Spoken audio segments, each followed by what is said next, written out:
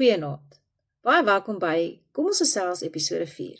Wanneer ek vir jou die woord rolmodel sê, waarin dink jy? Ek dink definitief nie aan iemand wat gestruikel het op die loopplank nie. Nee, ek dink aan iemand na wie ek opkyk. Iemand wat al 'n rol in my lewe gespeel het. Iemand wat ek vertrou. Iemand wat vir my ook omgee. Ons almal het rolmodelle in ons lewens nodig.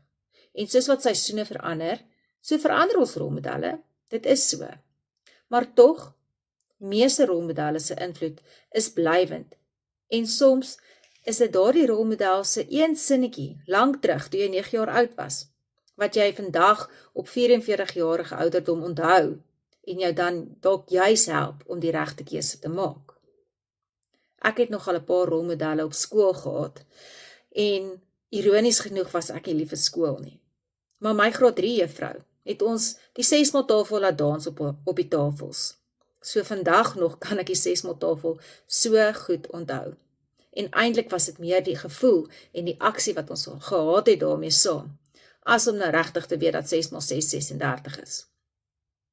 Later in my lewe was ek in 'n hoërskool waar daar 'n juffrou 'n ongelooflike rol in my lewe gespeel het.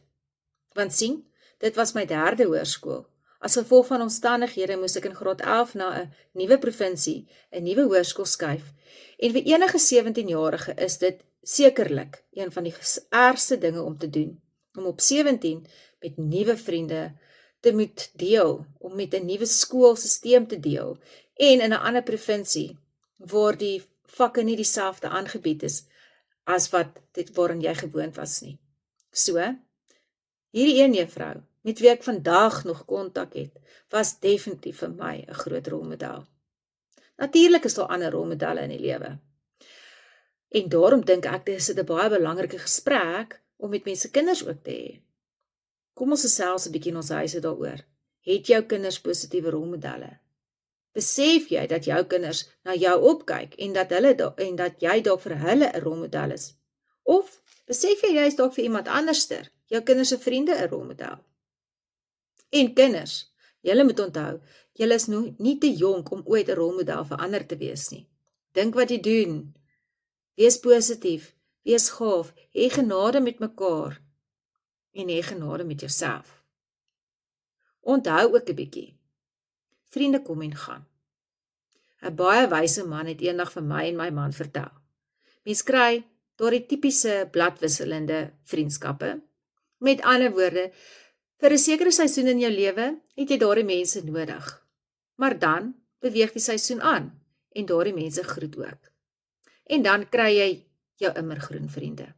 Dis gewoonlik daai wat net 'n handjie vol is, met wie jy 'n jaar laas gesels het, maar wanneer jy nou die telefoon optel, julle gaan land en sand gesels asof julle net gister gesels het. En wanneer 'n mens immergroen vriende het, is jy baie bevoorreg. Dis dalk ook 'n gesprek om te hê. Want ons kinders verstaan nie altyd dat vriende kan verander nie en dat vriende aanbeweeg nie. Hulle trek dit na hulle self toe terug en dink dat hulle nie goed genoeg is nie. Kom ons help hulle om daardie konsep beter te verstaan. Nou ja, dit is Klein Saterdag. Een van die dae is dit weer naweek en geniet hom. En dan gesels ons gou weer.